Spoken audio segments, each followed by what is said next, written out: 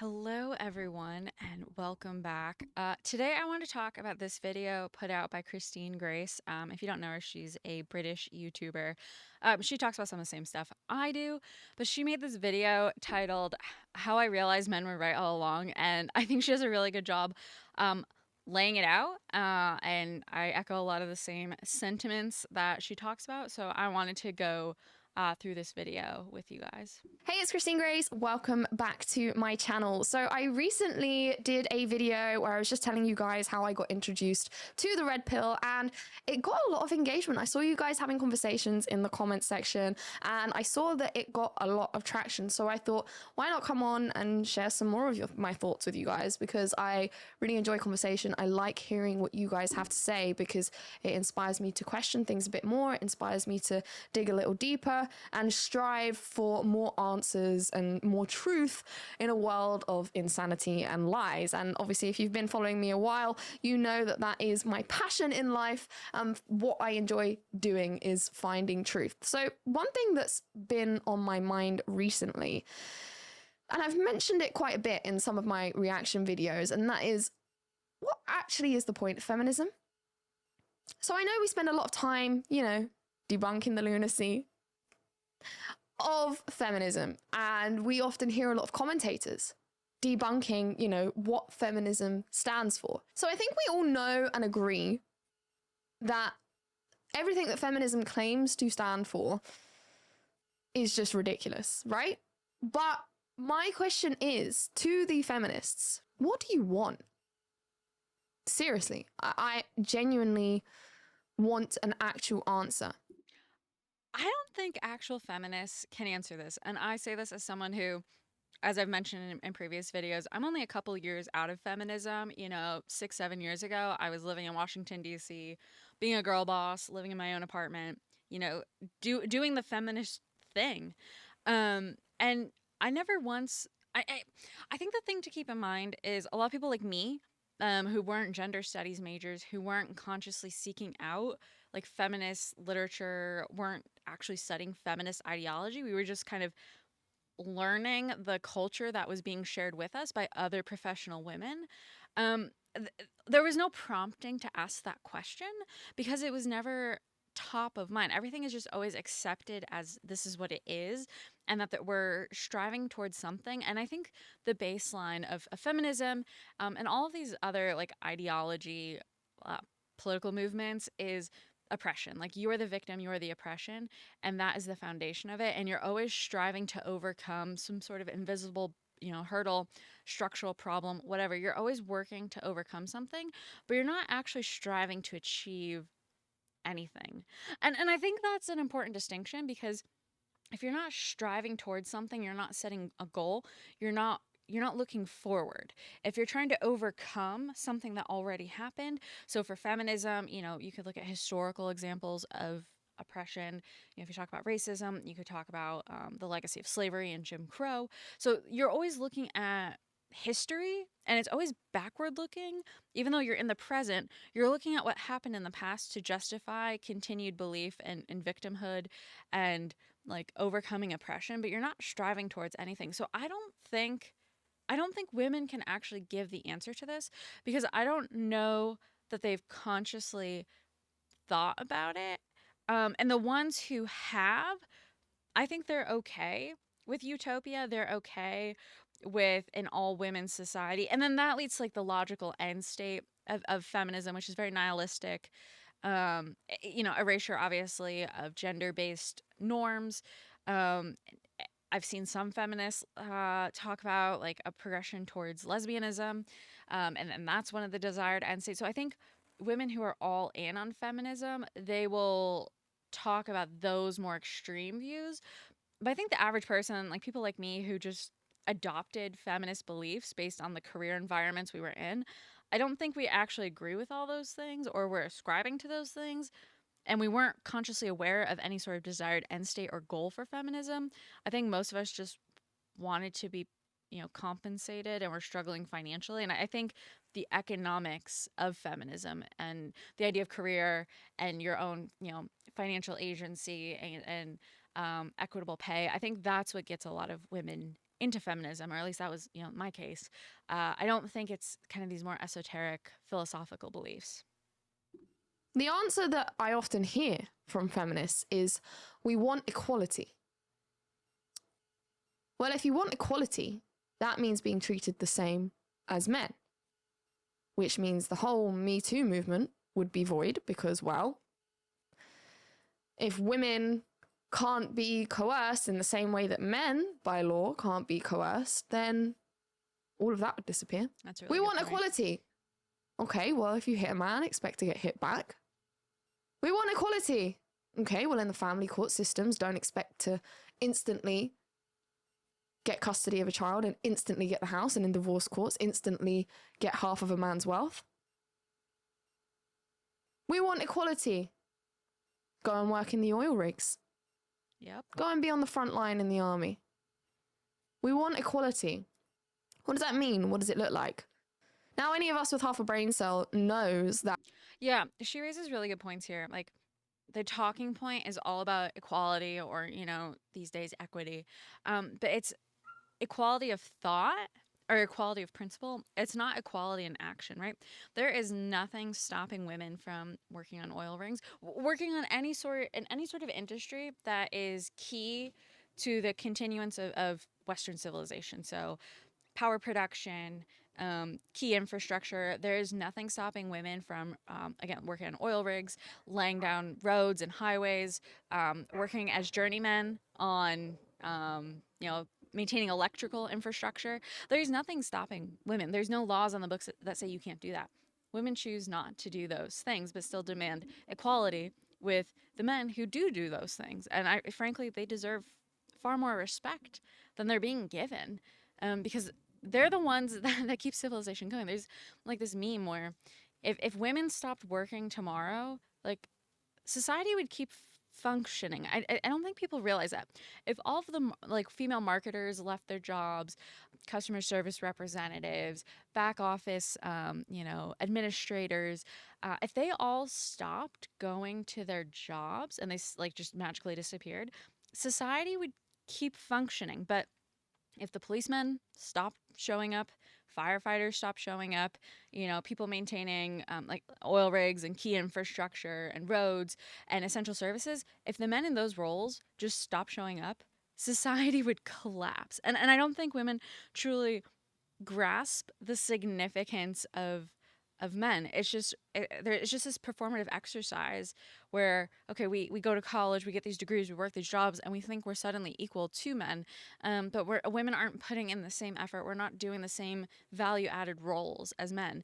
And then of course she talks about military service, which isn't something I thought about until very recently. But I think it is absolutely true. Like, I get to vote, I get to be a part of political life. But there's no requirements of me as a citizen of this country. Like, I can choose whether or not to have a family, which means I can choose whether or not I create the next generation that will, inhabit this country. And if I choose not to, then I'm not contributing to the future, which a lot of women are doing right now.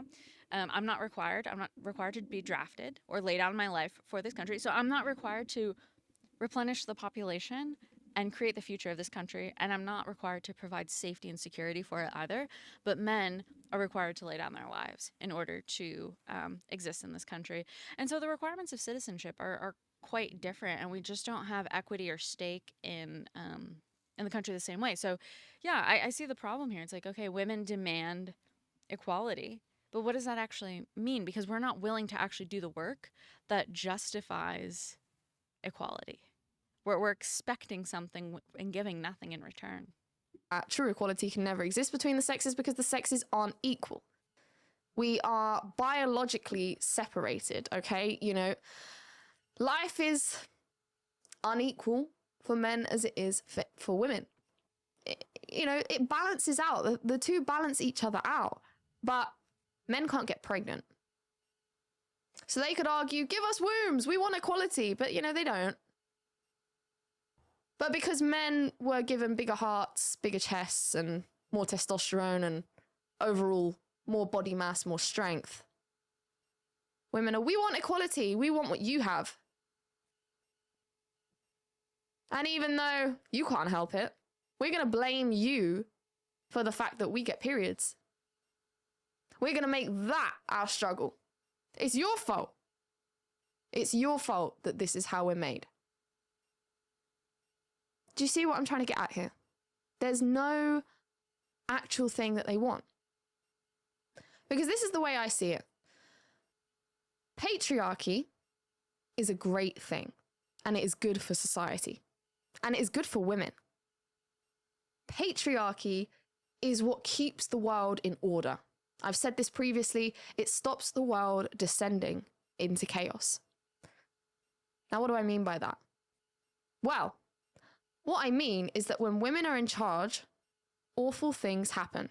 What has happened in the wake of feminism? Kids are more depressed than they've ever been before. Why is that?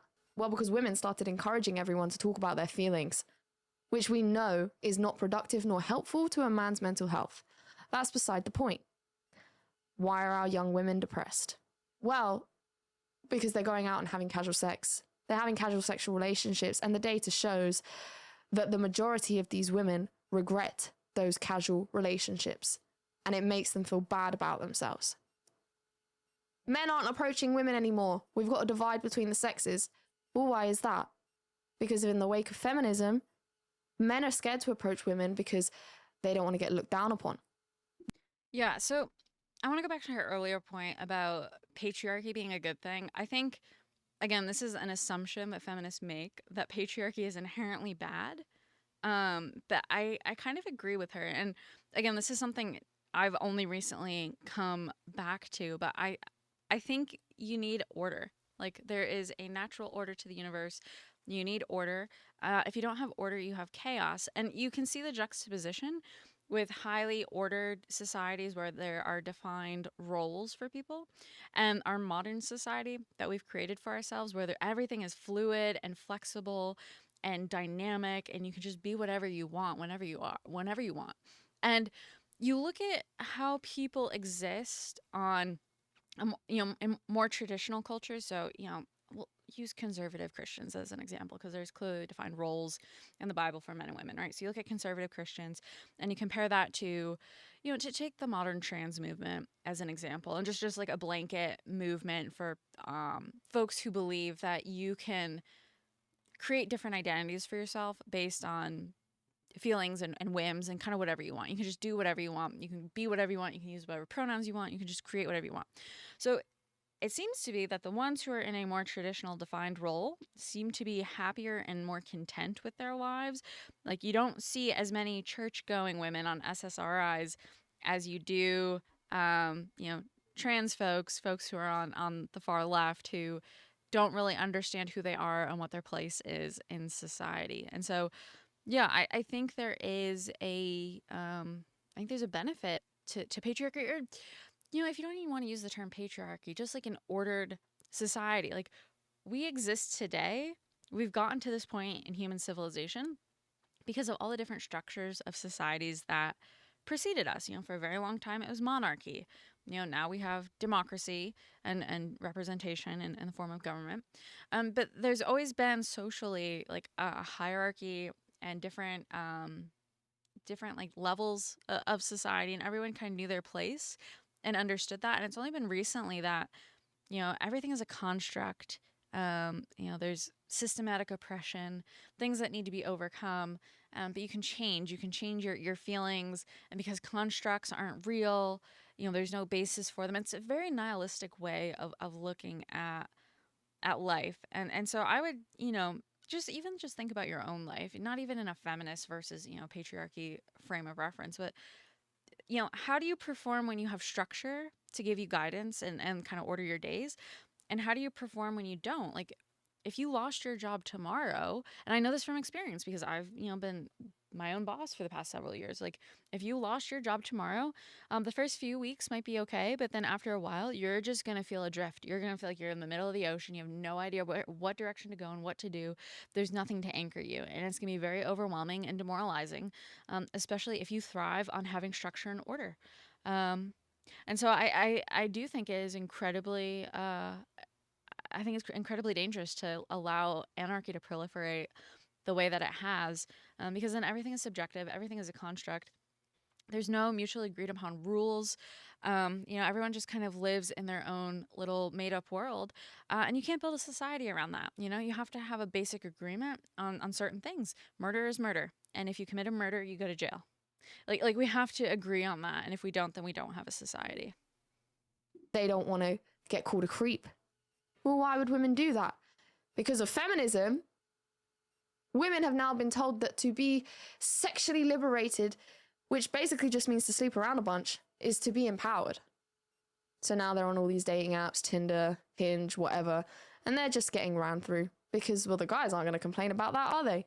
There's girls everywhere who are willing to sleep with you without having to put a ring on her finger or pay.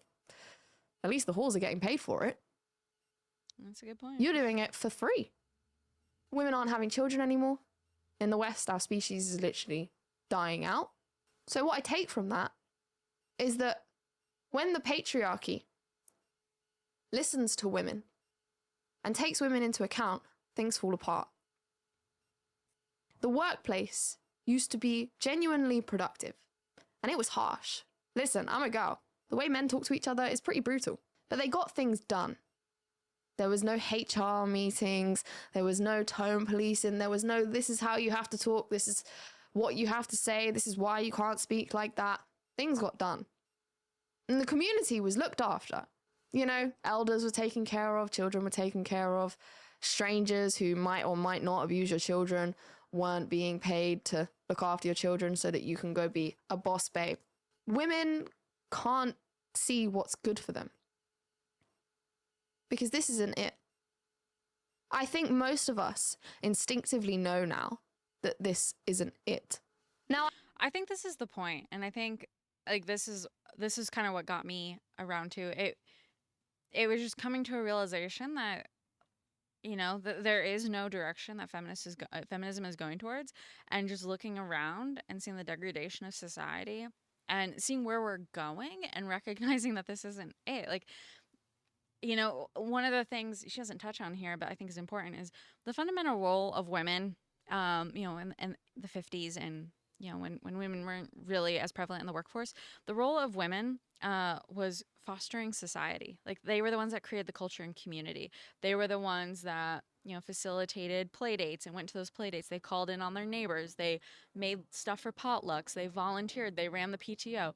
Like, women played such a fundamental role in facilitating local culture and community. And now look at the world around us today, okay? The Surgeon General has said that loneliness is an epidemic. So we are more lonely than ever. Okay, we're more isolated. We're highly atomized. We live far away from our families. We don't interact with one another. We don't know our neighbors. Okay, so think about that. We don't cook anymore. Kids go to daycare, so maybe they get socialized that way. But kind of to her point, you just leave your kids with strangers and you don't know what's actually good for them or what's happening to them, and they're being taught things.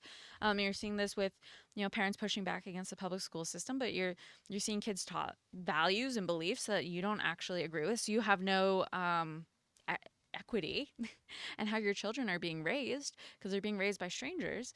And so women have forfeited one of the most fundamental roles in society, and that is creating culture, creating community, creating stability.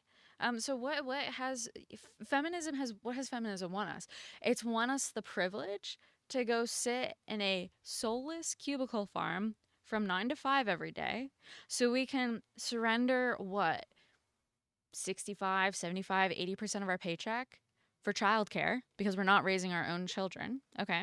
And then we build careers that, oh, by the way, they're probably going to disappear within the next couple of years because AI is going to be taking everyone's jobs, and women are going to be the largest losers in the AI job apocalypse because most women, as I was saying before, aren't really doing jobs that are critical to society. Some women are. I'm not saying all women, but the vast majority are just clicky clacking on their computers all day, taking, multiple different coffee breaks throughout the day.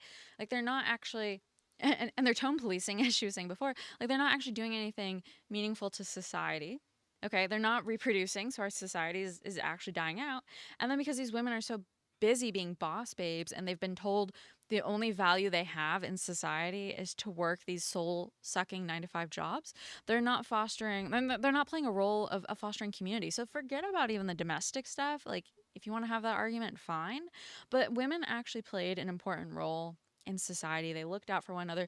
They, because you had moms who were in the suburbs and at home all the day and checking in on one another. You didn't have the crime like you have today. Like, kids couldn't get away with stuff like they do today because they knew the neighbors would rat on them. Like there was just such a different moral code, just a few decades ago, and we've completely lost that. And I think she's right. I think, what are the receipts? Look at the receipts of feminism. What has feminism given us? Highly medicated society, highly lonely society. Women clearly aren't financially well off as they would like. Otherwise, they wouldn't still be complaining for equal pay. You have children who are being raised by the state. They're not being raised by their mothers or their families. You have high atomization and loneliness epidemic like you've never seen before.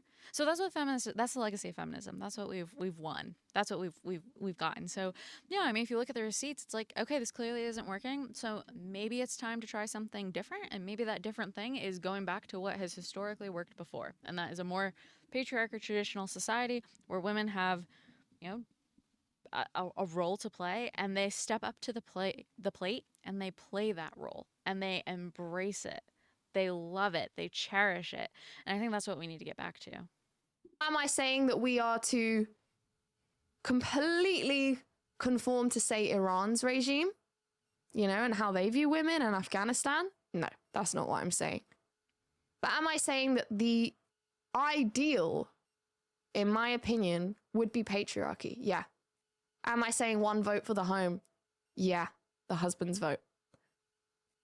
Am I saying that women shouldn't have to work? Yeah. Am I saying that women shouldn't work whatsoever? No. Women have always worked. There has always been women who have needed to work. Sex workers are in fact workers. I don't like it, but they have their place, just like women do. And it's not where we are. Everything is falling apart. We had a place before, and that place was really defined quite well. The world revolved around us. I don't think many women understand that. The men who have been programmed, I've been looking recently into the idea of the disposable male and how male are basically bred and indoctrinated from birth to believe that their lives don't matter anywhere near as much as a female's life. It's the women and children first. That then breaks down over generations into happy wife, happy life. It doesn't matter how you feel. You've got to do it to keep your wife happy. Now, there's some truth in that. Because when women are happy, the men don't have to deal with our crap. But when the men are unhappy, they say nothing. And then some of them just disappear. That's important too. So I get the logic behind it, but I don't agree that that's how it should be. From the man's perspective, I get the logic of why happy wife, happy life came around. But I also think that women have a degree of responsibility for remaining stable. Now, I know, being a woman, we have these cycles that involve hormones that do fluctuate emotions. No doubt. But to use that as an excuse and to act like these hormones completely hijack your brain into turning you into an insufferable bitch isn't an excuse. And to gaslight the men into thinking that this is okay because, well, they just don't understand, that's not okay. I don't think it's just that. I think, for some people, the hormones probably play a role. I know I get moody every now and then. But I don't think it's just that. I think what feminism has fundamentally done is it's infantilized women. So you think about like traditional culture and society, and there's always a process of coming of age. And there's a defined point in time where a girl ceases to be a girl and becomes a woman, and a boy ceases to become a boy and becomes a man. And I think in our modern, in hunter-gatherer societies, that was like usually with different rituals and hunting. Marriage obviously played a key role in that. And obviously we don't hunt anymore, right? So there's no real process or there's no real ritualized tradition for boys to become men and for girls to become women. So I think the modern equivalent of that is marriage and family. It's you end one, your adolescent period of life, and you begin a new one where you're accountable and responsible to someone else, and that can include a spouse, but it can also include children. And you have new responsibilities, and then because the assumption with that is you're going to have a home and you're going to be grounded and set up roots. You're not just accountable to your nuclear family within that home, but you're also accountable to the community in which your home is located. And so I think one of the consequences of feminism and this push to get women into the workforce is that it's created a new economic environment. And I'm not saying that only feminism is to blame for this. I think there's a bunch of different variables that have got us to the point where we're at today.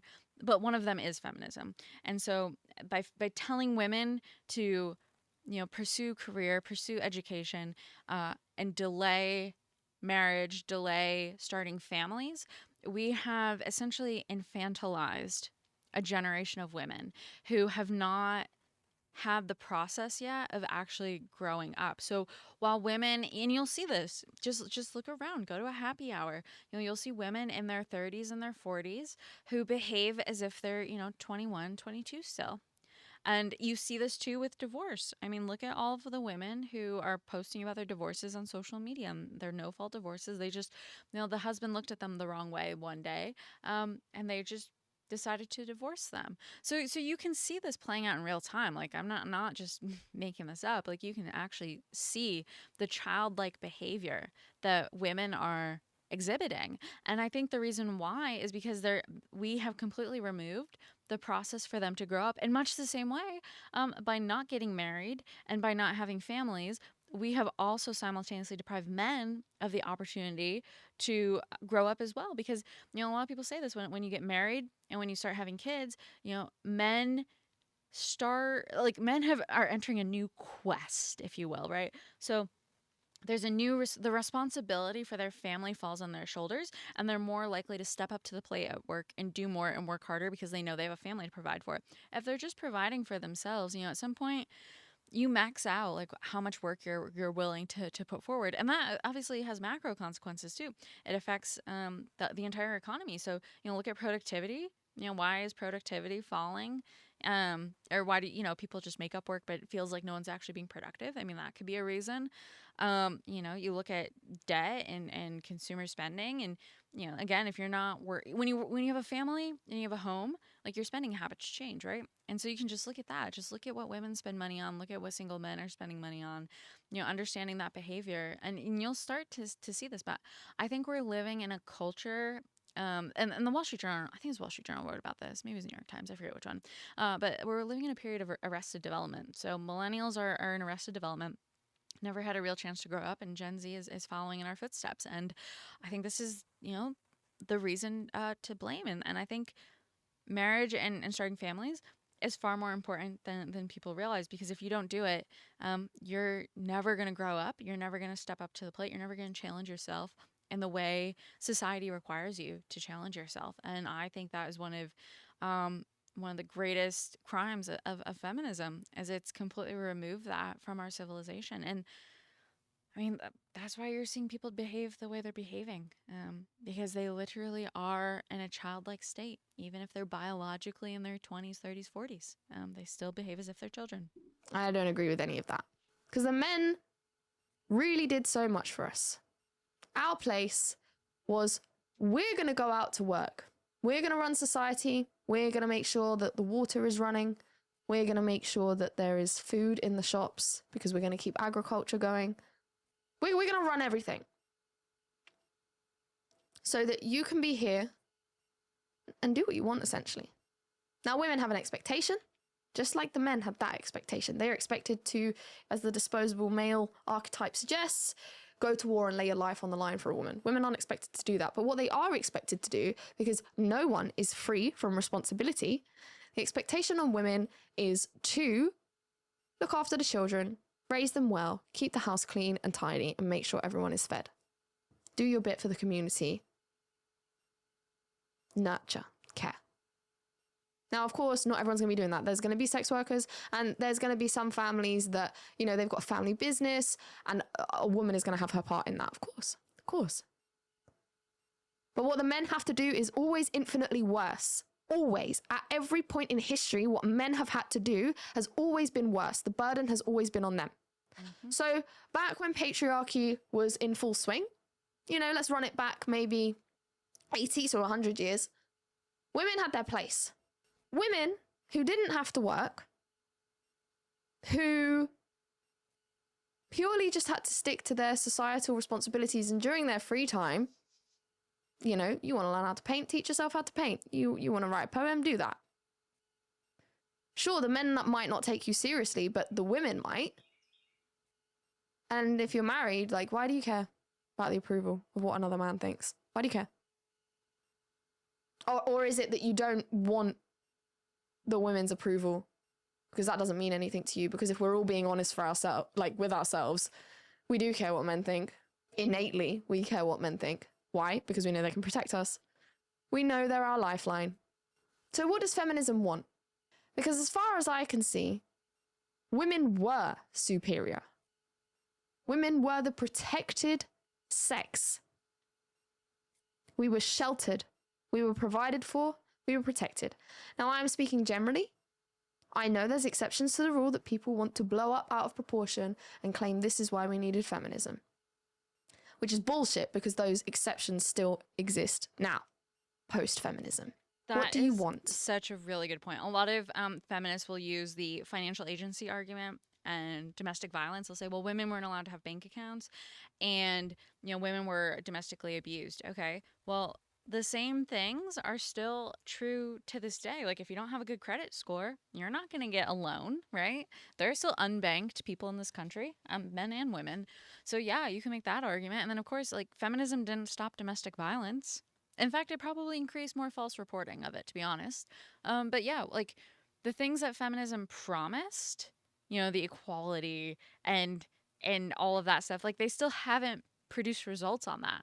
So that in and of itself is an implosion of the feminist argument. Like, feminism promised equality in the 70s, right? It promised like equal pay. It promised all these things. Why are we still fighting for these things then? If we haven't achieved, if feminism hasn't achieved the goal, like, why are women still fighting for these things? That's when you have to use your logical brain and be like, okay, maybe this isn't working, right? Because you don't want to keep backing something that isn't giving you the desired results you seek, right? If you're on a diet and you're not seeing any weight loss, like, you're not going to stick to that diet, right? So why are people still sticking with feminism if domestic violence is still a problem and if women are purportedly still being underpaid? Like, clearly, what is feminism doing to advance your quality of life? Nothing. Because you were superior, and now we want equality. We want to go out and work too. Now you're in the workplace. Now what? Oh, I'm free. I'm independent. You live in a flat in London. You're slaving away, selling your soul all week, miserable. Some people love their job, well aware of that. Most people don't. Most people do not love what they do. They might love telling people what they do. It might sound really cool. And hey, there might be moments in it where it's like, that's really, really cool, really fun job. And I get that. I really, really do. And I know, like, you know, on the flip side, motherhood is the same. There's going to be moments in motherhood where it's like, oh my gosh, I'm so bored, or what am I doing? This is stressful. But the highs of that are you're literally raising the next generation. The highs of working in some corporate business, no one's going to remember you. No one's going to remember you. No one's going to care.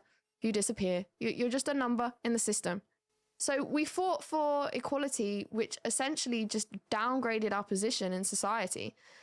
We voted for the right to murder our children and to act like whores. But worse than whores, free whores. Equality for what? At what cost? I really do see it as like a self-destruct mission. I really do. Because where it's led is not good. And the fact that there are still feminists saying we need to fight the patriarchy, and the fact that they even think we still live in a patriarchy, which is absolutely absurd to me. What do you want? What does it actually look like? I don't want to hear these buzzwords. I don't want to hear we just want equality. I don't want to hear we want so that women can walk around and feel safe at night. There are always going to be bad men. In the same way a gazelle doesn't walk into a lion's den, there are always going to be bad men. There's also bad women. Believe me, my inbox is full of stories about them. I know what you're like. So, what do you want? What is the end goal? Because the only people I've actually, in my time on YouTube and investigating this, the only time I've actually ever seen women be honest, which I actually respect. I think it's awful, but I respect the honesty,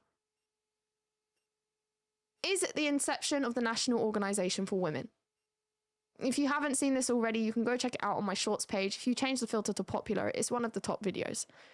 And I think the reason that it got so much traction is because people were shocked.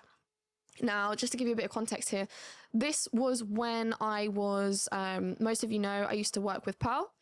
And this is when I was working with her, and she was very kind as to let me host the show. I think I did it about twice. I was super nervous. But I just wanted to test the waters here. I felt like, you know, in my space on the internet, I'm talking with you guys know all of this stuff. You know, feminism is bad.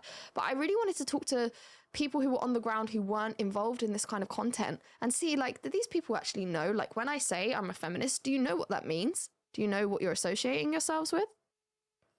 So obviously, I did some digging and I found out about Planned Parenthood and the history of Planned Parenthood. I just want to say too, again, this is coming from my perspective, is I wasn't aware of any of this. And I've read, you know, you guys have shared some of your thoughts and comments as well, and these things might seem obvious to you, but I'm telling you, women are not, we're not tuned into any of this. I think there's just these blanket assumptions about feminism. There's these blanket assumptions about what the world is, and women haven't yet had the state of the world revealed to them as it is. Everyone talks about what shoulds and what you're working towards in terms of equality, but I don't think I think the rose-colored glasses are still on for many women, and so when you hear women talk about being feminists and talk about these talking points, you know, I'd have compassion and pity for them because they do not see the world like you and I see the world. They don't understand what's actually happening, and I even confess I still have a lot to learn, right? But you know, when you hear women touting feminist talking points, I think that's a good indicator that some do believe it. You know, some do, but not all women are really as adamant about it as they make it out to be. I think a lot of you know, I think of, you know, girl bosses in New York City and just your advertising and marketing executives. They just went to college like they were told to, moved to the city like society and culture quietly instructed them to, and they're trying to live their best lives and they're being groomed by other women around them and they don't even realize it. Which is, if you don't know, a lady called Margaret Sanger, and she was like affiliated with a word of a group of bad people that I probably can't say on YouTube. But like bad people, the word begins with an N, from the Second World War, Germans. She was affiliated with them, and she believed in eugenics, which is essentially like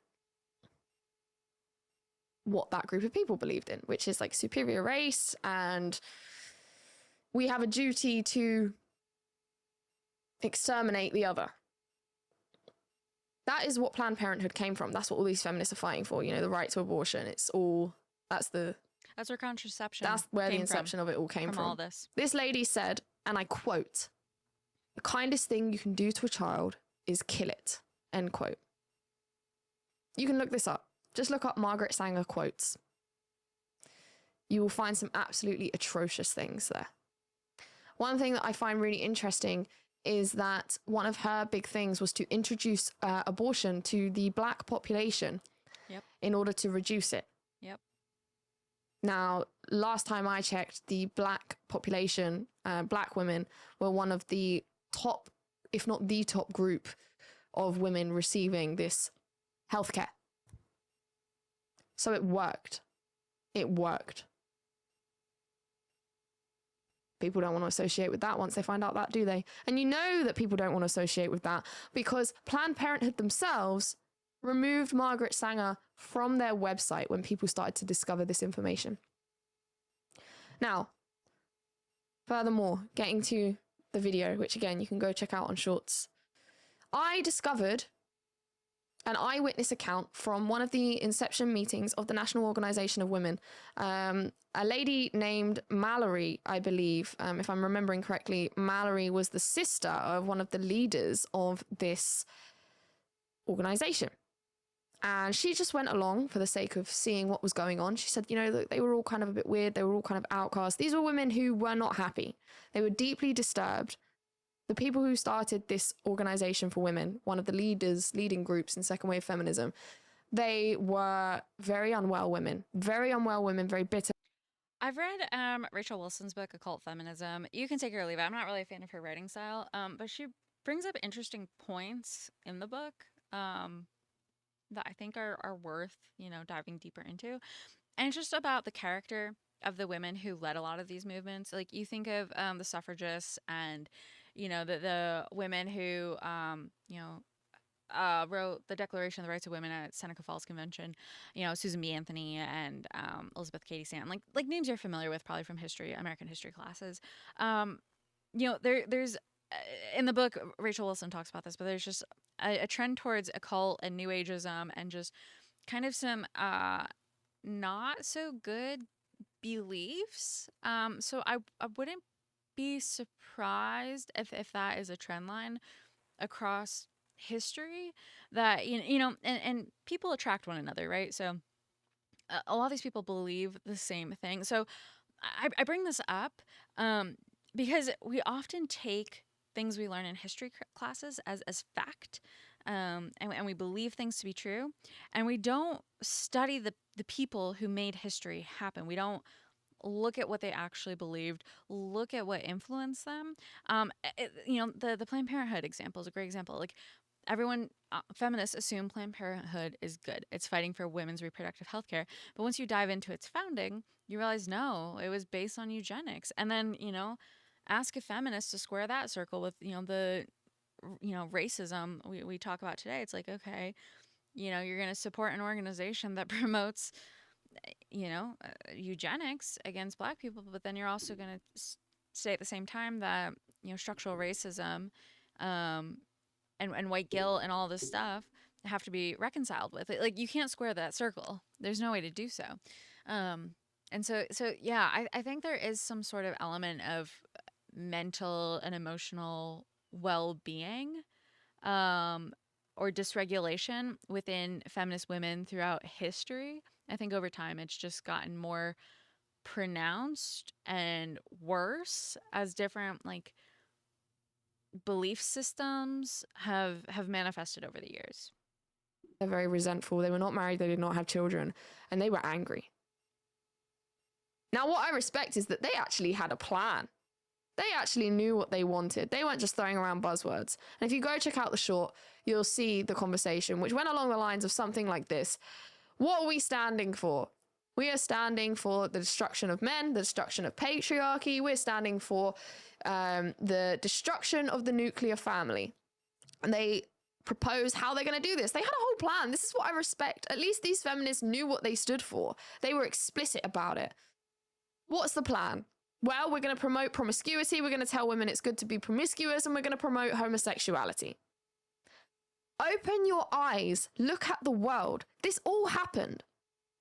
What Margaret Sanger wanted with Planned Parenthood, it's all happening. Here in the UK, we've just passed a law for assisted dying. Abortion is now legal in the UK up until birth. It's all happening. These crazy women were allowed power, and now the world is crumbling. It's all happening. So now, the plan has succeeded. So when you ask women who are feminists, what do you want? The reason they can't give you an answer is because it's already happening. They're just still running off of the same programming. That's such a good point. They can't give you an actual definitive answer. They can't give you, this is exactly explicitly illustrating, this is what we want, this is the goal, and they can't tell you how they're going to get there. Women destroy hierarchies, and patriarchy, as the name suggests, is a hierarchy. The world needs hierarchies. It's how... I wouldn't say it's just feminism. I mean, Marxism, right? The whole point of Marxism, and all this is, you're probably listening to this, it's like cultural Marxism. Like, the whole point is to reduce differences between different classes of workers. It's to have a classless society. So that means atomized equality. So everyone is the same, everyone is equal. And the way you do that is by destruction. Like, you have to see that. And you look at history of communist societies and you see it. It's not a creative society. You're not creating things. You're destroying what already exists, and you're reducing everyone to the lowest common denominator. So if the lowest common denominator is making everyone putting everyone on the brink of starvation, then that's what, communist countries have historically done, and that's why they're so bad. But I made another video about this, but we're not really taught this in schools. We're not taught about any of this, and so I don't think it's just feminism acting on its own. I think feminism is an agent of a larger communist enterprise, and more of socialism. And I think it's a movement that is pushing towards that end, because if you can erase the lines between the genders, you can erase the lines between classes as well. Nature works. The lion kills the gazelle. What's left of the gazelle gets eaten by, I don't know, whatever maggots and insects, eat that up and then give it back to the earth, and things continue. It's tough. Life is tough. But that's what it is. And you can't change that. Unless, of course, we eventually merge with AI, and that's probably the direction we're headed anyway, and then cool, we can talk about equity. Everyone's equal because we're all bloody SIM cards plugged into a computer. But for now, as biological and spiritual beings, life is not fair, life is not equal. So what does equality look like? Do you want special treatment? In which case, you had that. Or do you want actual equality? I was thinking about this, guys, and I'm really intrigued to get your opinion. There is a movie that I have been advised to watch. One of my friends said it was really good. It was new out this year, and it's called Last Breath, and it's about guys that work on an oil rig. I'm thinking of watching it and then coming on here and giving a review. I've not done something like that before on the channel, so I'd be intrigued to know if you guys would be interested. But the reason I bring that up is because I know most women cannot comprehend just how hard it is to be a man. Can't understand. So to them, the men are just running around having fun, going out to work, and they're like, we want that. Because it's that whole perception of the grass is always greener. So women are sat at home, and in the mundane moments of, child rearing and caretaking of the home, they're thinking it must be so much better being a man. But we have proof it's not. Because so many trans men, women who've become men, regret it because they say it's so much harder as a man. There was obviously that experiment. I think it's actually, I've been speaking about this a lot, and I had a look recently. I think it's the most popular video on my channel, and it is a reaction to the woman who pretended to be a man. And unfortunately, she ended up unaliving herself because it was that hard. So when women who are serious about this genuinely try life as a man, they unfortunately realize it is so hard. And that is what feminism is striving towards. It's striving towards the eradication of men and somehow a world of just women. It's completely delusional because obviously it's unsustainable. But this is... I think that's what people don't realize is, in order to achieve the utopic society people are striving towards, it requires the erasure of anyone who challenges you or disagrees with you, right? So it requires the erasure of men if we're talking about feminism. It requires the erasure of white people if we're talking about racism. It requires the erasure of capitalists if we're talking about socialism. So you have to understand it's very it's genocidal in nature, to be quite honest. You have to erase certain classes of people who disagree with you. Ooh, feather. In order to achieve what you're trying to achieve. And you saw this in Soviet Russia, right? when you know when Stalin and instituted the first round of 5-year plans, they collectivized all of the farms, and then they proceeded to eliminate um, via death or sending folks to gulags, but the kulaks, who were the small scale farmers who posed the greatest threat to his rule. And so you see this all the time. People were cast as class enemies. So if you were in Ukraine during the early 30s and you had more food than your neighbor, you were presumed to be an enemy of the people, because in the Soviet Union, food was property of the people. And I don't think people realize this. So the name of the game, if you take it to its logical end state, yes, it's nihilistic, but it's also genocidal. And it's the elimination and the erasure of groups of people who undermine whatever, utopic vision of classlessness and equality that you're working towards. Like I said, this was started by delusional people. It was started by mentally unwell women. We know that feminism is delusional. Feminists won't admit it, but you can see when talking to them that they don't have any answers either. I would be so intrigued if a feminist can actually give me a plan here. Tell me what's the end goal and how are you getting there? Because I've not heard it. Except for these second wave feminists at the National Organization for Women, I've not heard a plan. Except for Margaret Sanger coming up with why abortion should be introduced as healthcare to women. Anyone else, these modern day feminists, there's no plan. There's no goal. They are literally the fallout, the product of the prior feminists. So I guess another question is to you, to us. What are we going to do about it? Because the end goal is destruction. They're already succeeding. The world is already flipping and morphing into something wrong, something unnatural.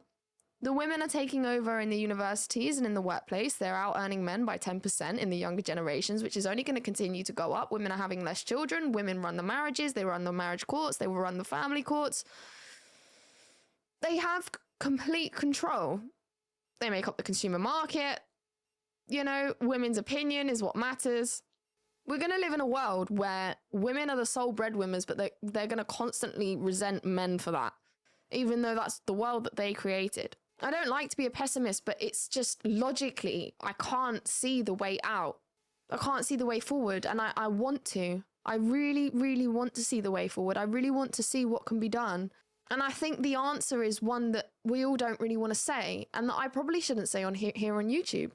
But unfortunately, we are these biological beings, and the only way that anything has ever worked in reality, not in an ideal world, is by force. Women are so clever. We really are, because we knew the effect that we had on men. We knew that men listened to us. We knew that they wanted to protect us. They wanted what was in our best interest. And we told them that what was in our best interest was to let us become like them. So they listened, because most of them are actually really good and they care for us and they want what's best for us and they want us to be happy and flourish. So when we told them this is what we wanted, they believed us. And the thing is that women are agreeable creatures. That's why you see these videos of these women from the 1970s and they're asked, what do you think about feminists? And the majority of them are saying, I don't want that, but that's their prerogative. They can do what they want as long as it doesn't affect my life. Because most women aren't combative. They're not, they're not going to go out and fight. But because the feminists are like that, the men thought, well, these women are really passionate about it. So that must be how they all feel. And they ruined it for all of us. I guarantee you, if you ask most average women, they don't want to work. They don't enjoy it. They might say, oh, I don't mind, because that's how we are as women. We're not these, naturally, I know that social media has done a number, but naturally we're not these combative forces. We're naturally more agreeable than men. So if the status quo is that we have to work, we're gonna do it. And it's like everything's twisted now, because now the women are disagreeable and the men have kind of been emotionally battered into this, some of them literally, but battered into this women's agreeableness, complete compliance. And I know initially it was with goodwill, it was with good intentions. They wanted what was best for the women and they believed that this is what the women wanted. And it's just really interesting to me, speaking of battering, is that the whole idea of battered woman syndrome. I think the majority of men in 2025 are suffering from battered man syndrome, but just the battering has been, I know in some cases not, but in most cases emotional, societal, emotional bashing of men. So as a society, I think men as a populace have battered women syndrome, battered man syndrome. And they're just kind of trapped in this constant cycle of gaslighting, being told this is normal, this is okay, this is normal, because women have the positions of power now. I don't understand the way out. I really don't. And I want to find a way, which is why I'm making this video, because I want a plan. I think the answer to her question, and this is an uncomfortable answer for a lot of people, is to go back to what worked before. And that's why I advocate return to traditional values and traditional society. And then again, like I wasn't like this a couple years ago. This is, complete, pivot for me.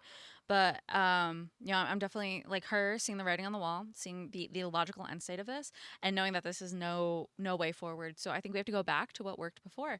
So it's modesty, it's marriage, it's child rearing and raising children and taking pride and ownership of that. And I think women who are like minded in this are going to need to come together and support one another. So, we can't have the e girl drama like was on, X not too long ago with, someone posting their engagement photo and all these e girls like clamoring to attack her. Like, women have to take on the responsibility of fostering a society and fostering a culture and community where an alternative to feminism can still thrive. So it's up to us to create that future. But if women who reject feminism don't step up to the plate, there isn't going to be an alternative to continue challenging feminism. So we need to create that alternative.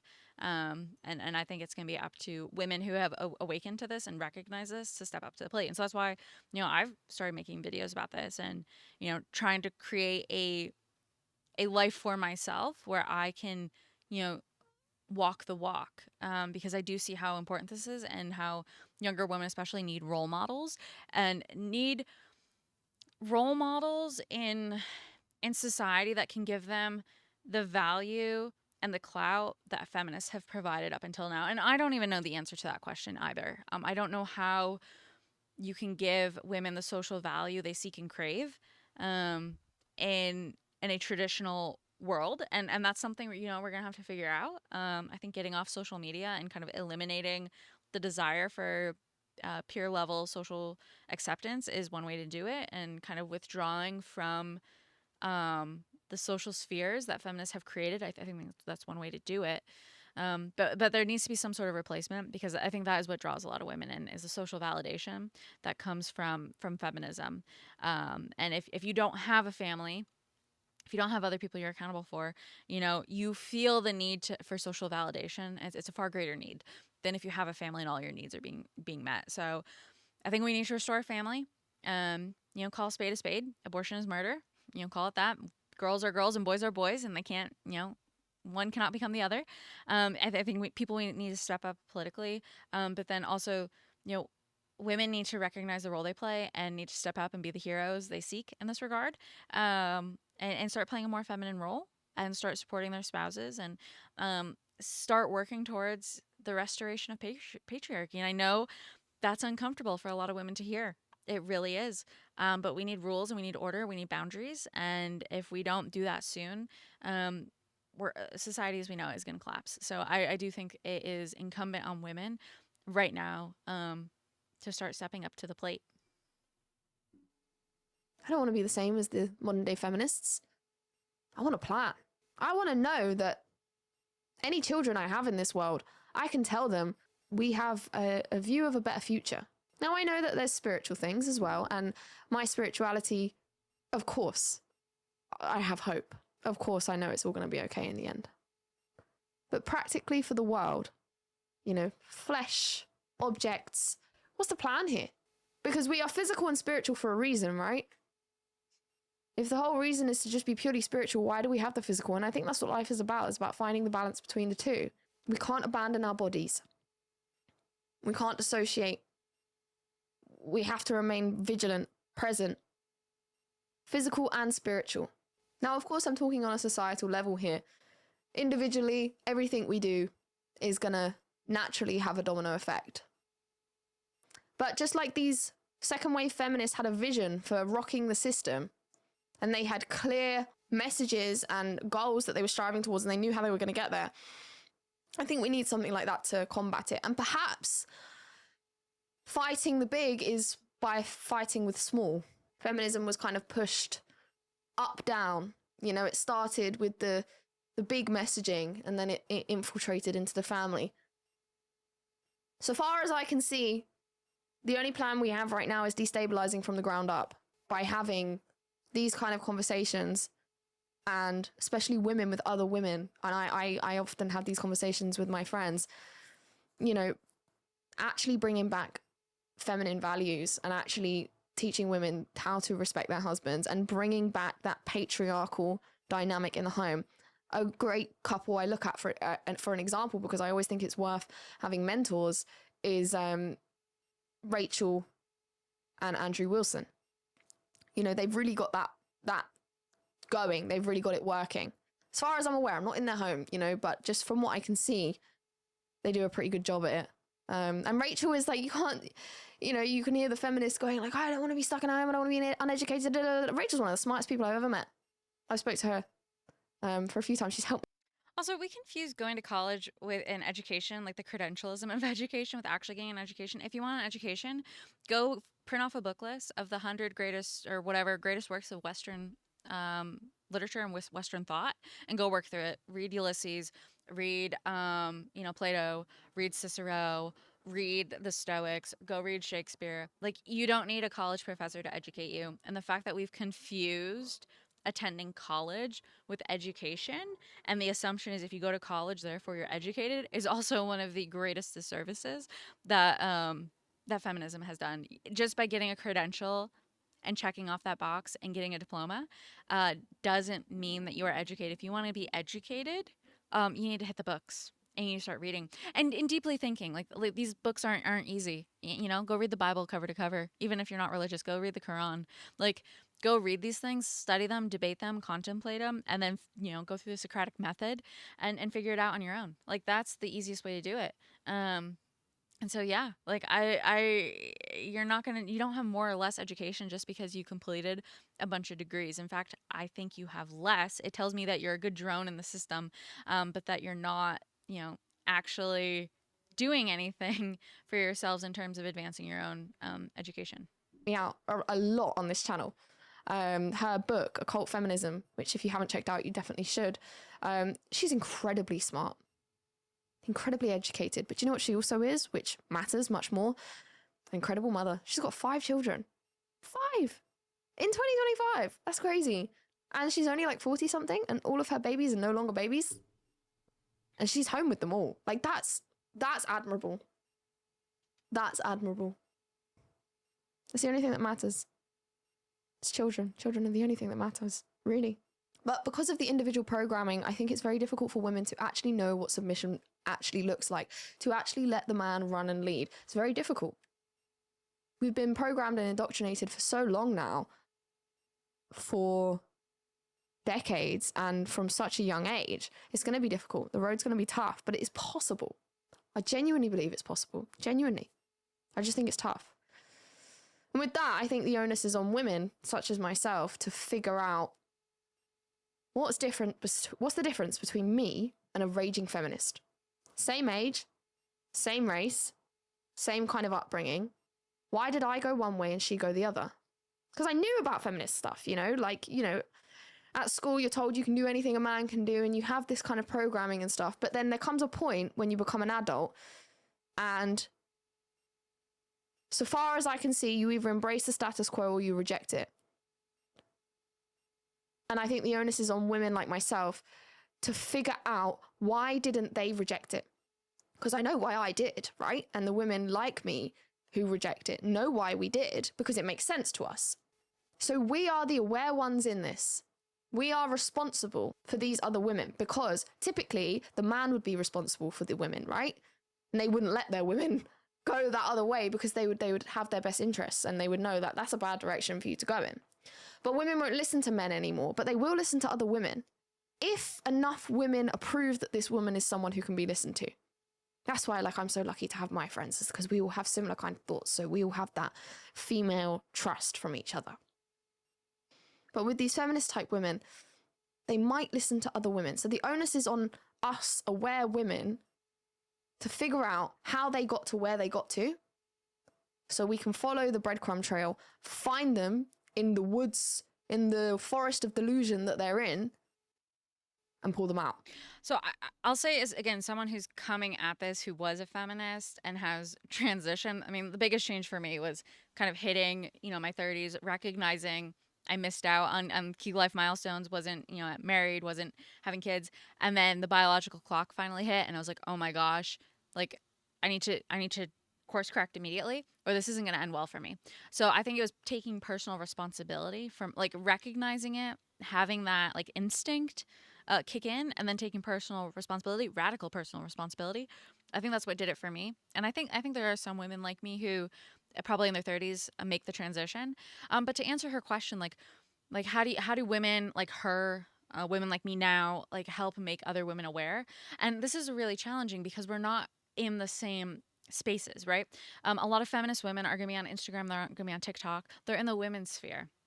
So this content isn't getting shared with them. They're not reading it. They're reading, thought pieces in the New York Times, which I've covered extensively on this channel, right? Like they are getting the reinforcements that they're seeking. So, in much the same way that Christians are taught to spread the gospel and evangelize their neighbors, I think anti-feminists, or people who have come to terms with the fact that feminism is wrong, have to do much the same, and have to just look different, behave different, be in public sphere, but not necessarily be participating in the same culture.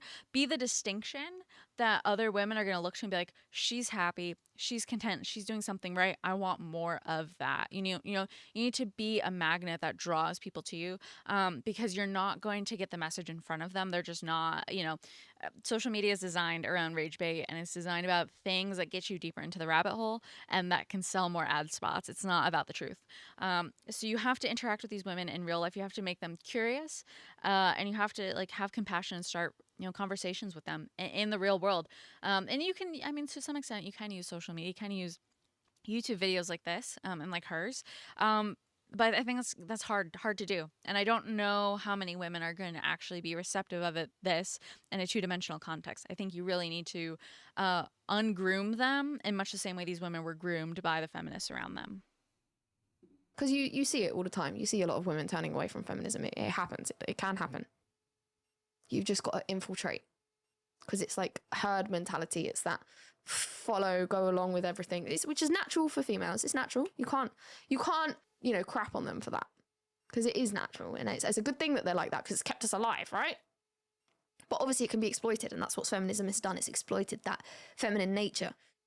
So one thing I'm going to be doing on the channel now, that I've been thinking about it, is I'm going to be doing case studies. I don't know if you guys are going to be interested in this. If you think it's not interesting, like maybe I won't do it, and I'll just kind of keep it private. But I think it could be quite interesting. Obviously, let me know. It's you guys that run the channel. It's you guys that donate and support and everything. So, it's what you want to see at the end of the day. But I think it'd be interesting to do case studies, and I personally believe that social media is what's keeping all of this rife and alive. I think social media runs our politics. I think social media has become the court of public opinion. I think it runs everything. So I have been kind of like following now people on social media who I know, like a lot of people follow, who I remember from school, girls talking about in school, like this girl. I've recently come across the, what is it, like spoiled princess, spoiled girlies kind of influencers, which is like the Wizard Liz's of the world.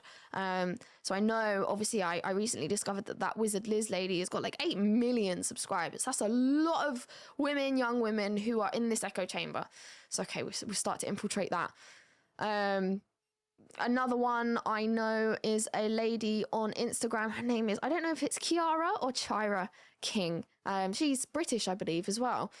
She's huge, absolutely huge, and just an influencer. Because we know, like, you've got the promiscuous OnlyFans influencers out there, but realistically, the majority of their followers are men. So it's like, who are the women actually listening to? So find out the messaging that's going on there, and then, yeah, I can't really figure out a plan yet, because you have to be able to understand how someone got to where they got to first in order to be able to find them to even have a conversation with them, right? Because if you are, so I need to also get lost in there with my shield of, well, everything I already know, with my torch into the dark forest and find them and see how did they get lost in here. Because at least then, we're women, I can come at it from an empathetic angle of I can see how you got here.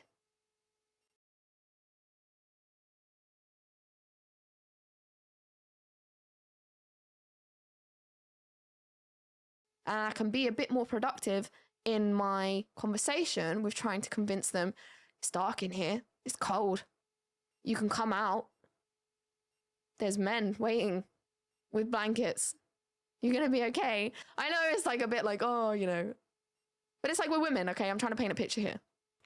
Hopefully, if any of you have like close female friends or, close relationships with your mothers, sisters, you kind of know what I'm talking about. If not, I'm sorry, it's just going to sound all completely ridiculous. But that's what I think. Do you think that would be worth me doing on the channel? Like, would you guys want to see that? Would you want to hear my thoughts? But these are just my thoughts of today. I'm going to be making more videos like this, just kind of exploring my thoughts because I want to hear you guys' feedback. I want new ideas. I want to be able to think deeper about this because I want to start doing more proactive things. But I need to mind map. I need to really have a plan because those feminists had a plan. And it worked. It's still working. It's all working. Everything. Go and watch that short. Go to shorts, filter, change it from latest to popular. And it's one of the top ones where I'm talking about the National Organization for Women on. Okay, I'm going to end it here. I need to move my computer inside because the sun has encroached a little too much. But I agree with her sentiments. I think this is a communication problem. And folks who understand the problems with feminism need to figure out how to communicate to feminists in such a way that we can get them out and get them to see reality. And I think that's a problem writ large, not just with feminism. It's all the cultural Marxism and the ideologies and the identity politics we're seeing manifest today. So I think this is a larger project that I think a lot of us need to work on. But I do think restoration of community, restoration of personal connections with one another, I think that is a key to it. So that's my approach. That's the way I'm thinking about it. I'd be curious to know what you think if you've thought about this. I know it's popular for guys to go their own way right now, and women to kind of isolate as well. But if you're thinking about the long game of this and how do we stop the ship from sinking? How do we, stop it from taking on more water and correct course? What can we do? I think this is a good way to think about it. And it's more constructive than just saying, look at all the evil things women have done. Look at all the evil things feminists have done. They have done awful things. That is correct. They are on a path towards destruction. How can we salvage, what's left and redirect to a better course before it's too late? I think that's an important way to look at it. If you appreciate this analysis, I would love it if you would like and subscribe. Thanks for watching. And to those of you in the comments who keep telling me to update my Chrome, one of the things you're going to realize is I don't like updating software that often. That's probably part of my problems with microphones and all that stuff. So someday I'll update it. You'll just have to wait and see when I decide to do so. All right, I'll see you in the next video. Have a good one.